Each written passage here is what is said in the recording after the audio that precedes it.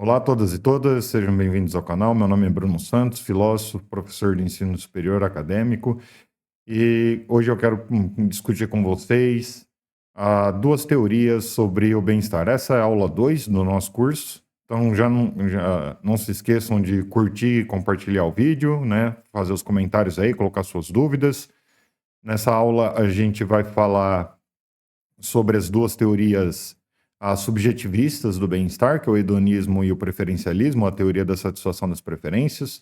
Tudo de bom, ando bastante introdutório, porque depois vai ter aulas específicas, né, sobre essas teorias, aprofundando um pouco mais tais teorias.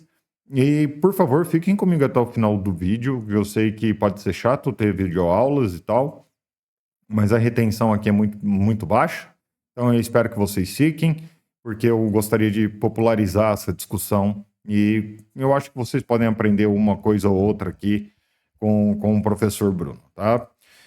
Mais do que isso, eu já gostaria de agradecer as pessoas que ficam sempre voltando aqui ao canal e assistindo. Vocês ajudam muito, apesar de não serem muitas pessoas, são pessoas que realmente me fazem feliz, tá? Principalmente quando vocês comentam os vídeos.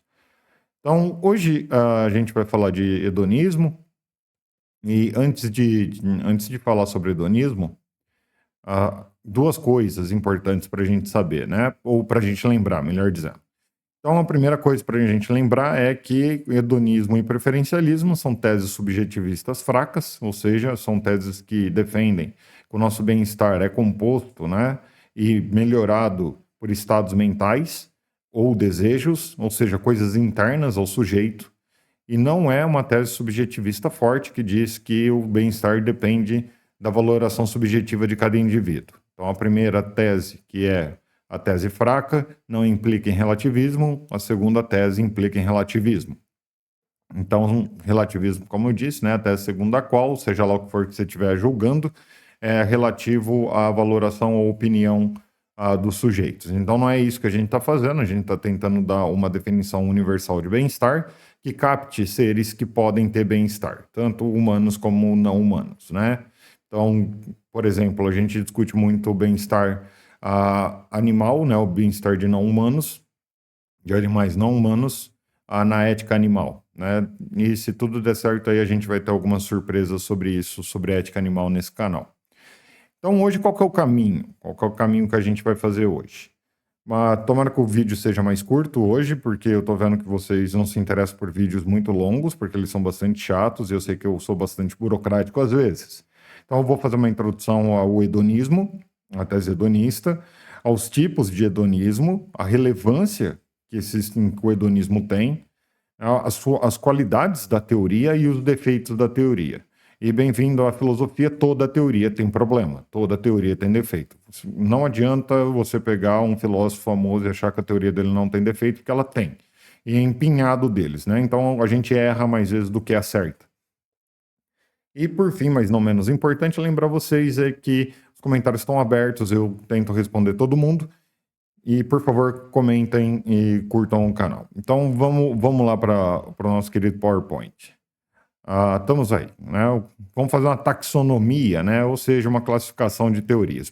Primeiro, a tese geral, tá? Do hedonismo, perdão. Por que a tese geral? Porque essa é uma espécie de tese mínima que todos os defensores de hedonismo, penso eu, concordariam. E dizer que todos concordariam quer dizer que eles vão concordar com alguma formulação dessa ideia básica, né, de hedonismo. Então vamos embora. Então a tese geral hedonista, né, diz o seguinte, né, o que nos beneficia não instrumentalmente é o prazer. Portanto, o prazer é constitutivo do nosso bem-estar. Então aqui eu fiz uma lista, né, de tipos de hedonismo, mas nem todos são teses sobre a natureza do bem-estar e eu vou explicar isso bem, tá? Então a gente começa com o hedonismo psicológico. Esse hedonismo psicológico é defendido, né, pelo Jeremy Bentham, num livro que chamou Uma Introdução aos Princípios da Moral e da Legislação. E ele começa o livro começa a primeira linha do livro, falando mais ou menos assim, né? A natureza nos colocou sobre a égide de dois senhores, né? O prazer e a dor. E tudo que nós fazemos é para buscar prazer ou evitar a dor. Eu quase citei ipsis literis, tá? Não é ipsis literis, mas é isso que ele está defendendo lá. Então, essa tese a gente pode chamar de hedonismo psicológico, né? Que é uma teoria acerca da motivação dos indivíduos. O que o Bentham está alegando é que nós naturalmente somos motivados a fazer, seja lá o que for, para buscar prazer e para evitar a dor, né? Então, é uma tese que explica parcialmente a nossa natureza. Então, a gente poderia falar que é isso, uma tese de antropologia filosófica, ou uma prototese de antropologia filosófica. Né? A antropologia filosófica, aqui só para esclarecer, é a área da filosofia que estuda a natureza humana. Já o hedonismo ético, né, são teorias do bem-estar que estão comprometidas em explicar o valor, e aqui a gente está falando de valor prudencial, né, porque a gente está fazendo a axiologia, e valor prudencial é valor acerca daquilo que nos beneficia. Então, eles tentam colocar o valor prudencial ou explicar o valor ligado à moralidade. Então, vários filósofos fazem isso, Jerome Bentham, um deles, o Mill, o professor Roger Crisp, em Oxford, o professor de Oxford, o professor Feldman, entre vários outros. Então, essas teorias, né, hedonistas éticas são teorias que fazem o bem-estar ou a felicidade uma função do dever. O que isso quer dizer é que, para eles, né, o bem-estar ou a felicidade, né, novamente estou usando os dois termos aqui intercambiavelmente, não sei se eu falei a palavra certa, mas pouco importa, estou usando os termos com o mesmo significado por enquanto. Para eles, então, o dever moral, né, ou seja, aquilo que nós devemos fazer, o que é o correto a se fazer, é uma função do bem-estar. Então, para utilitaristas, né, que é a escola mais famosa, o correto é fazer aquilo que gera o maior grau de bem-estar. Então, isso é fazer o bem-estar ser função de dever, né? É definir o correto em termos de geração do que é bom. Então, é isso que hedonistas éticos fazem. Né? Então, o outro tipo de hedonismo é hedonismo fenomenológico. Né? O que é um hedonismo fenomenológico? Quantitativo, né? No caso aqui. Né? Não é só um hedonismo fenomenológico como um todo. É uma teoria do Bentham, né? Que é uma teoria sobre os elementos do bem-estar. E para o Bentham, né? O bem-estar é prazer e ausência de dor. Essa é a tese do Bentham. E é quantitativo, porque para o Bentham, quanto mais prazer você tiver e menos dor você tiver, mais feliz você é. E então a felicidade aqui aceita graus. E uma coisa que talvez alguém esteja se perguntando é se é possível a felicidade, felicidade com A maiúsculo, né? Ou com F maiúsculo, né? Felicidade como se fosse uma coisa eterna, durável e assim por diante, né? Ou seja, uma coisa que a gente teria e nunca mais acabaria. Eu penso que é um pouco ingênuo a gente pensar a felicidade dessa forma, tá? Fazendo esse parênteses explicativo. Porque se for assim, é inútil a gente procurar a felicidade ou buscar a felicidade ou o bem-estar no mundo atual. Por quê? Porque, independentemente da sua definição de felicidade, ela parece ser irrealizável no seu todo, ou seja, você está sempre feliz. Então, para pessoas que pensam que a felicidade é alguma coisa absoluta, então o contrário disso é infelicidade. E se é impossível atingir a felicidade absoluta, então isso quer dizer que todo mundo é infeliz, né? Simplesmente por exclusão, né? Se é impossível a felicidade absoluta, ou todo mundo é infeliz ou todo mundo é neutro, né? Não é nem feliz nem infeliz.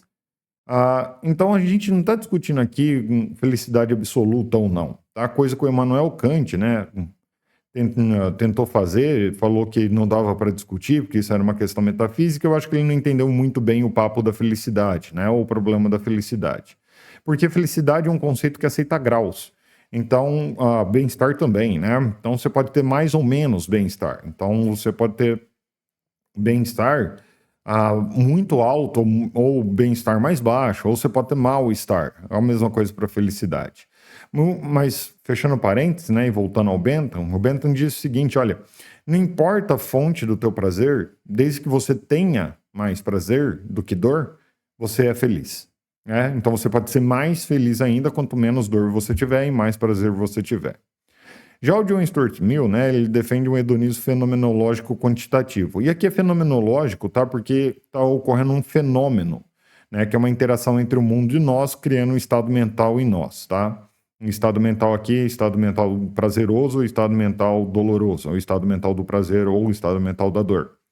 Que também é uma teoria, né, um hedonismo que tem uma teoria qualitativa, ao contrário do Bentham, que é quantitativa, sobre a natureza dos elementos do bem-estar. Então, enquanto o Bentham pensa que todos os prazeres são iguais, né, o John Stuart Mill pensa que não, que eles não são iguais, né, que há alguns prazeres que ele chama de prazeres superiores e alguns prazeres que ele chama de prazeres inferiores. E repare, não é por causa do nome inferior que os prazeres inferiores são ruins, os prazeres sempre são bons para o John Stuart Mill. Só que os prazeres superiores são muito melhores do que os prazeres inferiores. Então não tem nada de errado você viver uma vida com prazeres inferiores, né? O que tem de errado, na verdade, é que viver uma vida só com prazeres inferiores é ter uma vida menos feliz. Então, se você é um ser racional e autointeressado, né, você deveria procurar ter uma vida mais feliz. E uma vida mais feliz, então, seria buscar os prazeres superiores. Então, os prazeres superiores, geralmente, né, para o John Stuart Mill, aí cabe interpretação, tá? Lembre-se, esse não é um canal de história da filosofia, cabe interpretação, mas geralmente é entendido, né, que os prazeres superiores são aqueles advindos das nossas capacidades superiores, né, das capacidades humanas distintivas, ou quase distintivas, né, dos seres humanos. Eu não acredito que a gente tenha alguma capacidade tão distintiva assim dos outros animais não humanos. Então, você viver uma vida, né, na intelectualidade, na estética, né, na apreciação estética, na amizade, no companheirismo, seria ter uma fonte de prazeres superiores, enquanto comer, beber, né, ir ao banheiro, isso seria uma fonte de prazeres inferiores.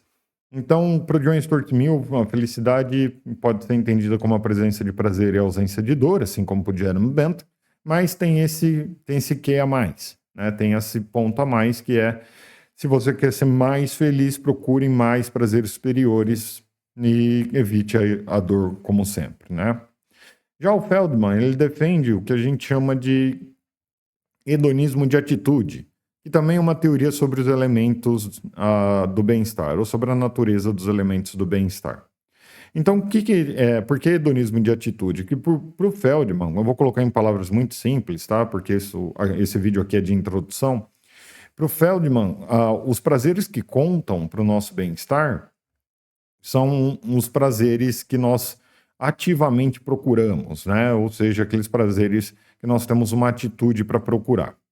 Então não tem prazeres que contam na nossa vida que são passivos. Então não tem nada que que mesmo que dê prazer, gere bem-estar. Então deixa eu ser mais claro. Imagina que você é uma pessoa que tem muito prazer em jardins, né? Você gosta muito de jardins, e gosta de ver jardins, e gosta de visitar jardins, e gosta de fazer o seu jardim na sua casa. Então você tem uma atitude positiva, né, para ter prazer através de jardins. Então você vai a lugares que tem jardins, você faz o seu jardim, então todos esses prazeres contam para o seu bem-estar, porque você está tendo uma atitude, né, acerca deles. Mas a tese do Feldman, assim como todas as outras teses, tem problemas, mas talvez a gente converse disso para frente.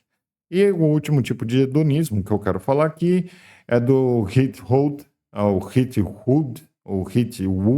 ou seja lá como vocês quiserem dizer o nome dele, né, que também faz uma teoria sobre os elementos do bem-estar e a teoria dele é o hedonismo de preferências, porque os únicos prazeres que contam para o nosso bem-estar, segundo ele, são os prazeres advindos da satisfação das preferências. Então você tem certas preferências, você forma elas, e aí quando você realiza, se você tiver prazer, isso é que conta para o seu bem-estar, isso que compõe a sua felicidade.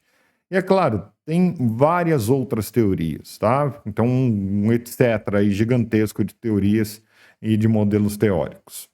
Então o que é relevante aqui, né? Saber para essa aula de introdução. que é relevante de saber que para hedonistas, o que conta, ou o que compõe a tua felicidade ou o teu bem-estar, são estados mentais, né? Estados mentais específicos, quais sejam os estados mentais prazerosos. E o que conta para o teu mal-estar ou para a tua infelicidade são estados mentais não prazerosos ou dolorosos, né? Não prazerosos é demais, é dolorosos, né? É só esse tipo de coisa. Então, a gente tem contemporaneamente os hedonistas mais famosos é o Peter Singer, penso eu, que não era hedonista, agora é, e o Roger Crisp. O professor Roger Crisp defende um tipo de hedonismo ah, que parece bastante com o hedonismo do século XIX, né, que o Jerome Bentham e John Stuart Mill ele se aproxima bastante. Então, quais são as qualidades, ou seja, o que a gente ganha, teoricamente, né, discutindo isso, né? Então, as teorias que, que a gente está vendo, né, das teorias hedonistas, elas variam muito e tem uma razão por isso, né, porque elas variam muito. E é por isso que é tão interessante saber disso, né, conhecer essa variação. Então, elas variam muito porque não tem concordância sobre a relevância da fonte do prazer, né? Então, por exemplo, o Feldman, uma da coisa relevante da fonte do prazer é você ter uma atitude, né? O Hithood, para você, com que conta, né, a fonte do prazer, é você ter uma preferência, né? Essa preferência conta como fonte. Então, para o John Stuart Mill, né, o uso das capacidades superiores. Então, tem uma discordância bastante grande, né? Se a gente varia, então, o nosso entendimento acerca disso, né? Ou seja, se a fonte conta ou não conta, para o Jeremy Bentham não contava nada. Quer dizer, Jeremy Bentham defendia que não importa se o teu prazer está vindo de tomar uma xícara de café ou se o teu prazer está vindo de estudar o livro mais difícil que você já leu na sua vida, né? O prazer da xícara de tomar uma xícara de café e o prazer de ler o livro mais difícil da sua vida são iguais para ele. Então, não importa a fonte. Então, se a gente variar o entendimento da fonte, né, a gente vai variar tipos de prazer, né, que importam para o bem-estar e isso varia a teoria, ou seja, vai mudar a teoria de certo modo, né? Mas todas as teses hedonistas, é isso que vocês têm que fixar, elas concordam, né, que o que nos beneficia não instrumentalmente, ou seja, sempre que eu falar beneficiar não instrumentalmente, vocês têm que entender que é algo que tem valor em si ou valor prudencial, é o prazer, seja ele qual for, né, seja ele o prazer que for. Então essa teoria tem algumas qualidades muito boas, né? Por quê? Porque ela oferece ao mesmo tempo, né, uma visão substantiva, lembre-se, no vídeo passado a gente falou sobre noções substantivas e noções enumerativas e noções formais de bem-estar. Então ela tem uma noção substantiva e uma noção formal de bem-estar. Então, por que ela é substantiva? Porque ela oferece a propriedade, né, que a gente está procurando, que é a propriedade que faz de algo bom, que é a aprazabilidade. Então pense o seguinte: por que o estado mental prazer é bom, né? Aí a resposta é porque ele tem aprazabilidade. E a aprazabilidade é uma característica que só esse estado mental tem, nenhum outro estado mental tem. Ah, professor, mas por que a aprazabilidade é boa? Essa é uma pergunta sem sentido para os hedonistas, porque acabou a análise, a explicação acaba na propriedade aprazabilidade. Você não pode ou não consegue explicar a propriedade de aprazabilidade através de outras propriedades. Ou seja, a propriedade de aprazabilidade é irredutível, ela não se reduz a outra explicação. Isso está correto? Isso é verdadeiro? Não vamos discutir aqui. Pensem aí se isso é correto ou se isso é verdadeiro. Tá? Porque se isso for falso, o hedonismo é falso. Né? Então, a aprazabilidade não é a propriedade que faz de algo bom. A gente tem uma expressão bem esquisita para chamar essas propriedades, né? A gente chama essas propriedades fazedoras de bondade. Então, a propriedade fazedora de bondade por hedonista é a aprazabilidade que está exemplificada só no estado mental do prazer, né? Ou só no estado mental prazeroso. E também ela dá uma visão formal, né, do bem-estar. Ou seja, né, o que porta a prazerilidade é o prazer. Lembra, a noção formal tem que falar isso, ela tem que falar o que beneficia a gente, né? Então, o que beneficia a gente é a prazerilidade.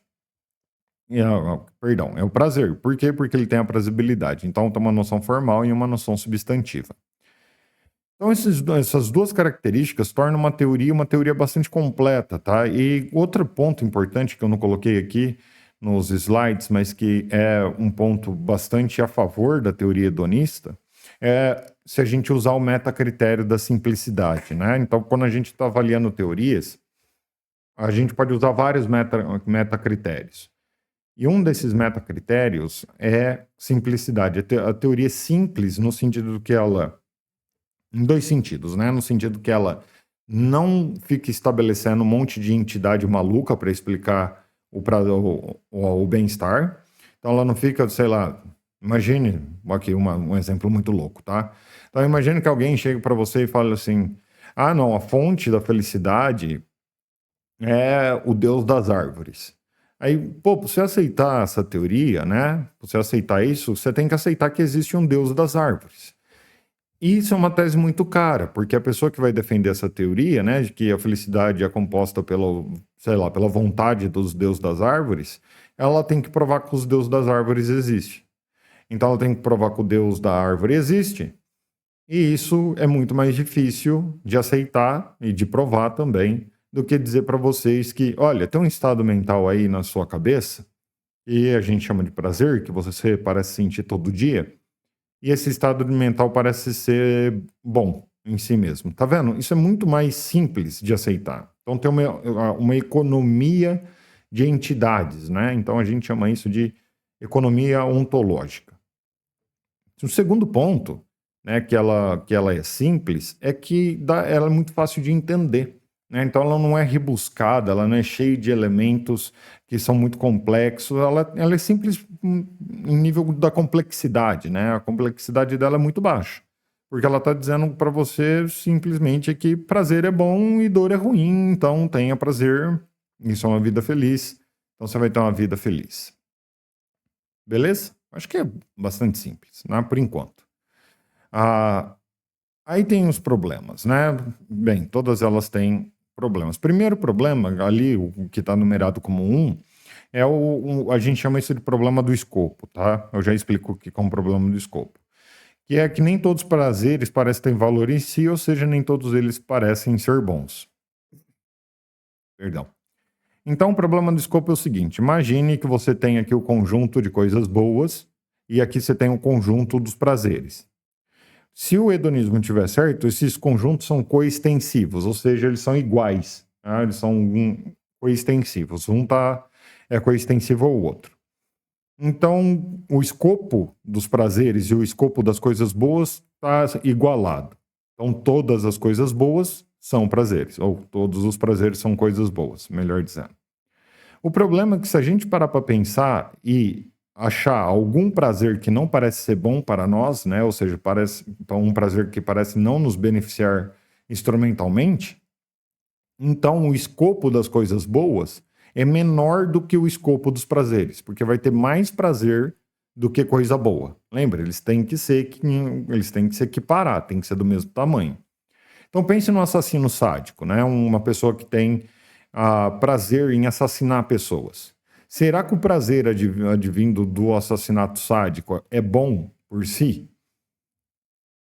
Se não for, então tem prazeres que não são bons. Então o escopo muda, ou seja, o conjunto dos prazeres é maior do que o conjunto de coisas boas.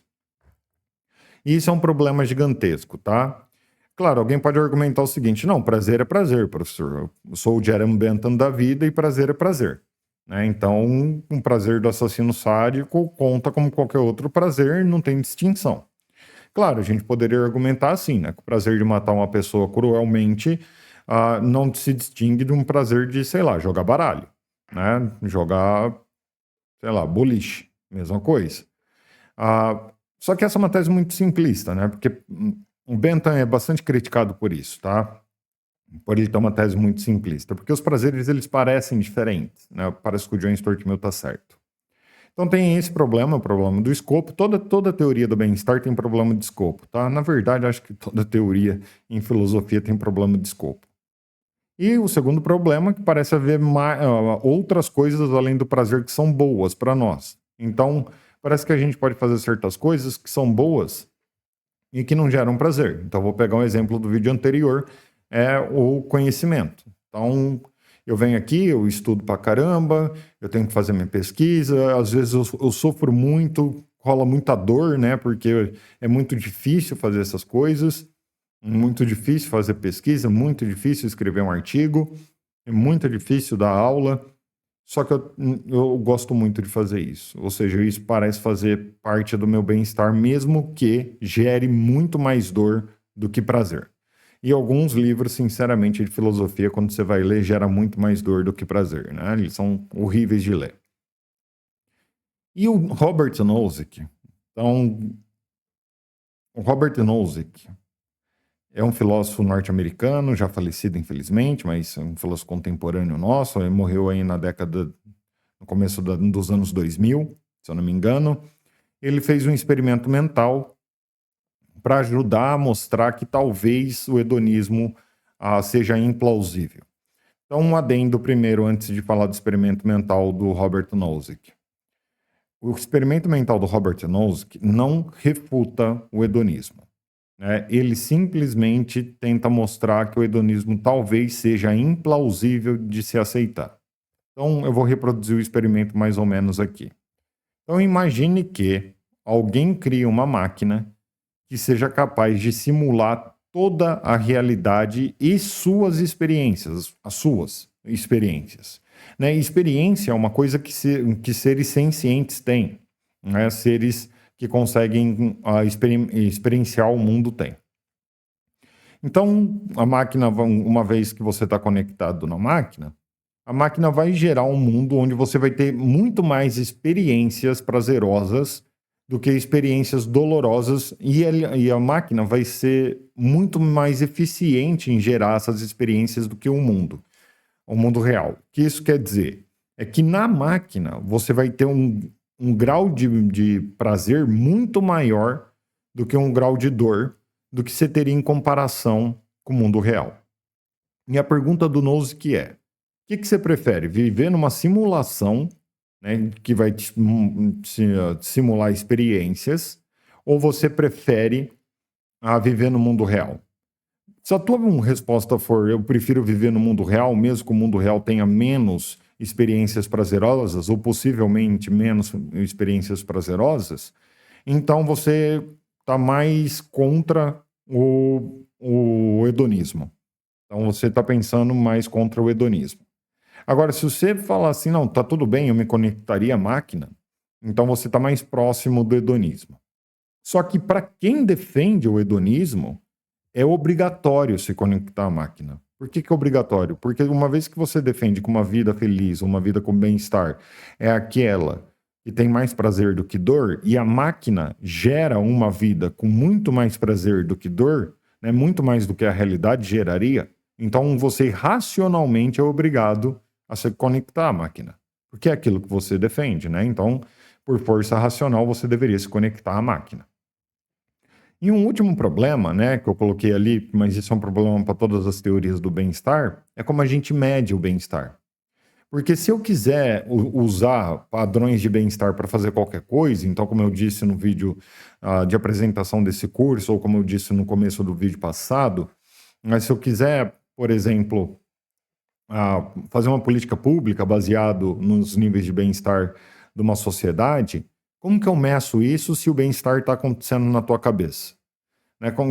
Eu não sou o professor Xavier, né? Eu não sou a Jean Grey dos X-Men. Então, assim, eu não leio mentes. Eu não tenho como saber qual o grau de prazer que você está sentindo. Então, isso é um desafio, tá? Mas isso é um desafio, como eu disse, para todas as teorias do bem-estar, porque o problema de medir o bem-estar é um problema de todos. Beleza? Pequena introduçãozinha sobre hedonismo. Eu acho que esse é o maior resumo que eu já fiz na minha vida sobre a teoria hedonista. Agora vamos para o preferencialismo, né? Preferencialismo já é uma tese que vem lá do Henry Sidgwick, como eu disse no vídeo passado. Eu estou tapando, né, o PowerPoint, mas não importa muito, porque eu vou falar o que está escrito aí. Pessoal, eu tentei não tapar os PowerPoints, tá? Mas até agora eu não tive muito sucesso. Então, eu vou dar uma classificação de algumas teorias que existem.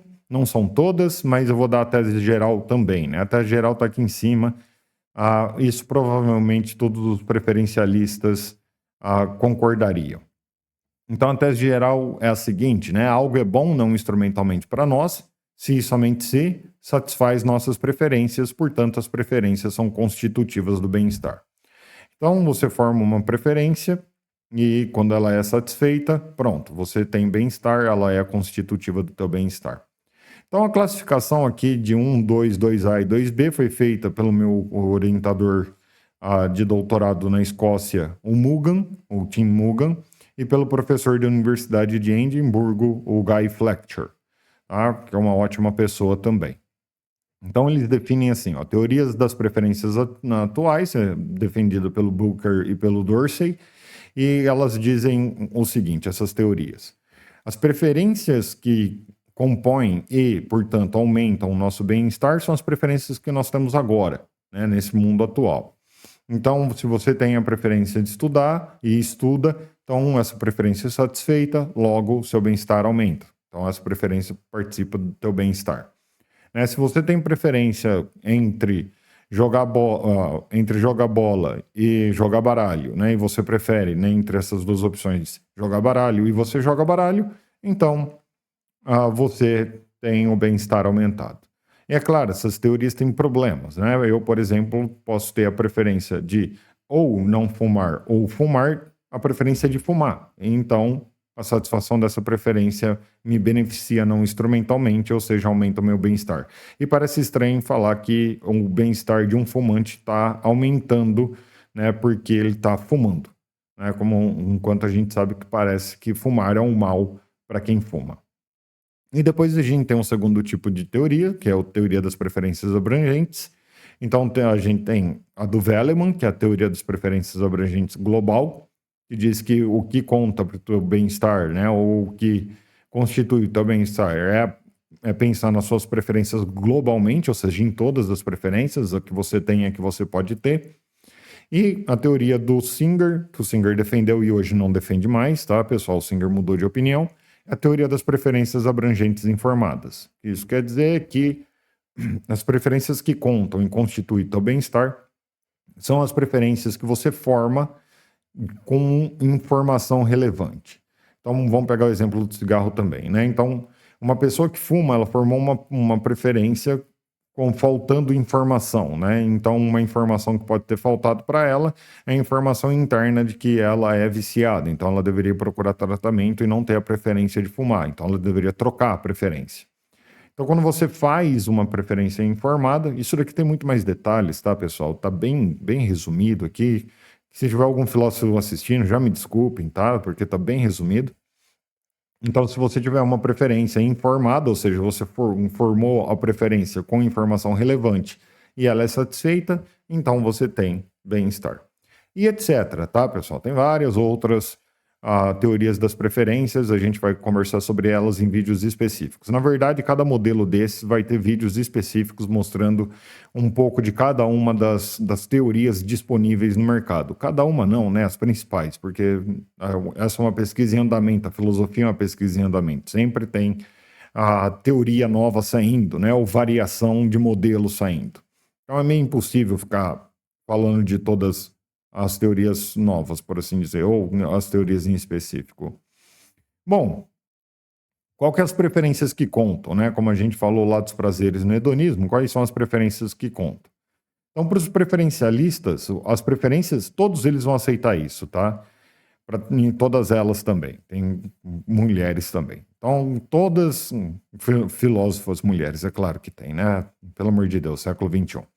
Então, para os preferencialistas, né, apenas as preferências intrínsecas contam para o bem-estar, ou seja, né, somente aquelas preferências que temos não como um mero meio para outras coisas, mas pela satisfação das mesmas. Então, eu tenho a preferência de estudar, não porque estudar vai me deixar mais inteligente, não porque estudar vai me tornar um melhor pesquisador, não porque estudar vai me fazer o melhor professor, mas eu tenho a preferência de estudar porque estudar é bom, ou seja, satisfazer a preferência de estudar é bom nela mesma. Então, aqui o que faz de algo bom, né, é a satisfação dessas preferências. Então, o que porta valor é a preferência, né, ou a satisfação dela. Então, eles discordam, aí começa a discordância entre os preferencialistas, quais as preferências que contam e quais as características que fazem dela contarem para o bem-estar. Então, essa é a grande disputa, é por isso que eles vão se diferenciando, assim como lá no hedonismo eles também vão se diferenciando por causa da fonte do prazer. Então, a tese tem outras qualidades que são relevantes, né? Que ela oferece uma visão substantiva do bem-estar e ela oferece uma visão formal do bem-estar também. Então, ela fala que a visão substantiva do bem-estar fala que a propriedade que faz de algo bom é a desejabilidade, essa propriedade é irredutível. Então, ela é irredutível à aprazabilidade, por exemplo. Então, alguém poderia argumentar que a desejabilidade é redutível à aprazabilidade, mas se isso for verdade, então você tem um hedonismo do tipo do Ritterhood, né, que é o hedonismo de preferência, mas preferencialistas discordam com essa tese, por isso que eles são preferencialistas. Então, a propriedade fazedora de bondade, que esse nome é feio pra caramba, é a desejabilidade. E eles também oferecem uma visão formal, né? Porque o que porta desejabilidade são preferências ou desejos, né? Que preferências e desejos vão ser tomados como idênticos, tá? Porque tem uma discussão aí para saber se há diferença entre eles, mas isso não cabe a nós agora, né? Além disso, né, quando a gente compara a tese preferencialista com o hedonismo, que é outra tese subjetivista, hoje a gente só vai falar de teses subjetivistas, né? É muito mais fácil de medir o bem-estar baseado nas preferências. Por quê? Porque a preferência é revelada na escolha, né? Então, se eu prefiro jogar baralho ao invés de jogar futebol, e você me vê jogando baralho, então a preferência está sendo revelada ali. Então, você consegue medir, né, quais preferências estão sendo satisfeitas quando a pessoa escolhe alguma coisa, né? Então, a gente pode fazer um ranking de preferências, por exemplo. Qualquer indivíduo S, né? A gente usa esse trem em filosofia, tá? Qualquer indivíduo, vamos dizer assim, tem uma lista lá, tem X, Y e Z, 3 elementos só, 3 preferências. Então é fácil a gente fazer um ranking dessas coisas, né? Dizer assim, olha, o indivíduo qualquer, aqui do nosso exemplo, sei lá, o Joãozinho, ele prefere X a Y, e Y a Z, Y a Z, e ele prefere X e Y a Z. Então, essa é a ordem de preferência deles. Então, a gente pode fazer essa ordem de preferência. Né? Alguns filósofos chamam essa ordem de interesses, né? E depois, quando você coloca lá a tua decisão, você tem a preferência revelada. Então, quando você decide por X, por exemplo, você tem a preferência revelada. E, de novo, isso está empinhado de problema, e, de novo, eu tapei o meu PowerPoint. Não deveria ficar menorzinho aqui para vocês. Mas não sei se eu consigo fazer isso agora, tá? De ficar menorzinho para vocês. Deixa eu tentar. Não vou tentar. Eu vou só cagar o vídeo todo. Deixa aí que vai dar bom mesmo assim. Então, de novo, o problema do escopo vai aparecer, tá bom? Por quê? Porque a gente está dizendo que parece que nem todas as preferências que parecem gerar bem-estar, nem todas as preferências parecem gerar bem-estar quando satisfeitas. Então, você pode ter preferência de fumar, por exemplo, fumar, e isso parece não aumentar o teu bem-estar, pelo menos não intuitivamente. Então, o problema do escopo, de novo, é aquilo, né? Tudo que é bom tem que coincidir com todo aquilo que é preferido e tem a preferência satisfeita. Segundo ponto, nem todas as preferências, quando satisfeitas, né, parecem ser boas para nós ou parecem serem irrelevantes. Então, suponha que um maluco que adora matemática diz que vai escrever todos os números de 1 a 1 bilhão por extenso. Né? E aí ele vai lá e escreve isso, e isso vai dizer que o bem-estar dele aumentou, né? Parece ser meio estranho, parece ser irrelevante para o bem-estar escrever todos os números de 1 a 1 bilhão, né? E parece uma preferência bastante estranha. A teoria pode ser circular, tá? E ser circular, isso é um problema gigantesco em filosofia.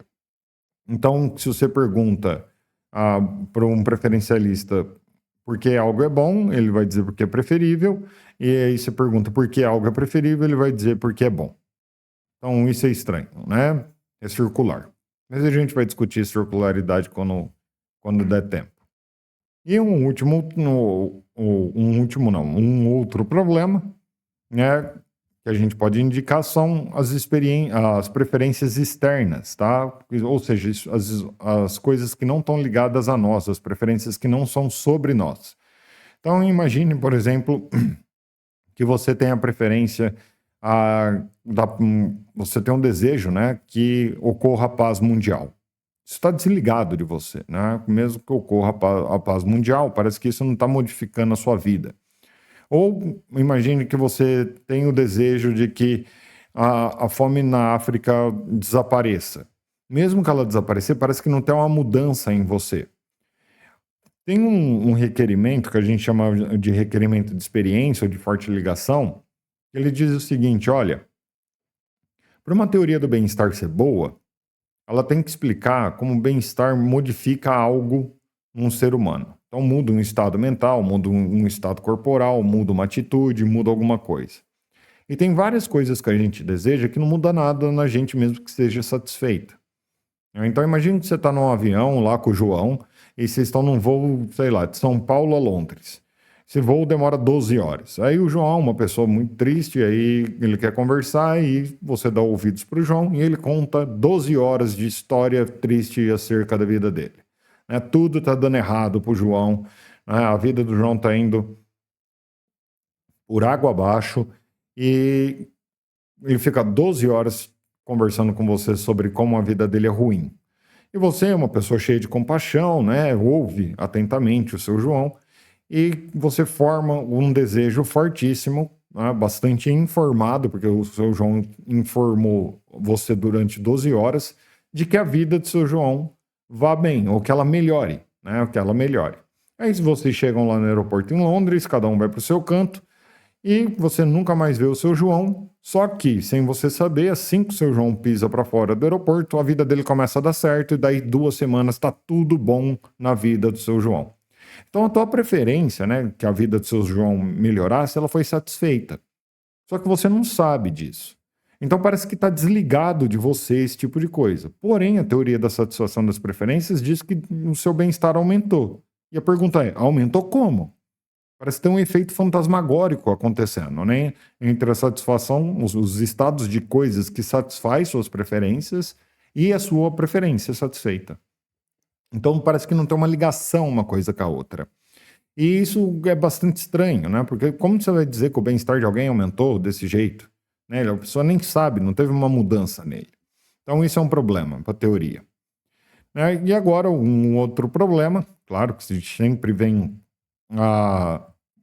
cheio de problema, é a pergunta, eu vou pular um dos problemas, porque o vídeo está ficando gigantesco, é a pergunta do se todas as preferências são iguais. Ou seja, se eu tenho uma preferência informada, né, de fazer, sei lá, filosofia, se essa preferência informada de fazer filosofia é igual à preferência informada de fazer, sei lá, uma lanchonete ou ter um bar, né? Se essas preferências são iguais.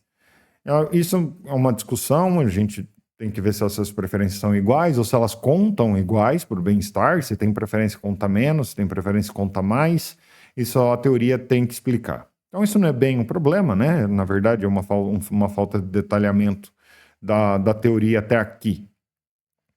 Beleza, pessoal? Então hoje 2 teorias subjetivas, vamos recapitular um pouco. 2 teorias subjetivas acerca do bem-estar. A teoria hedonista, né, com suas variações, que a tese básica é o que conta para o bem-estar é ter prazer e não ter dor. Então, você é feliz somente se você tem mais estados prazerosos do que estados dolorosos. Aí ela tem todas aquelas variações.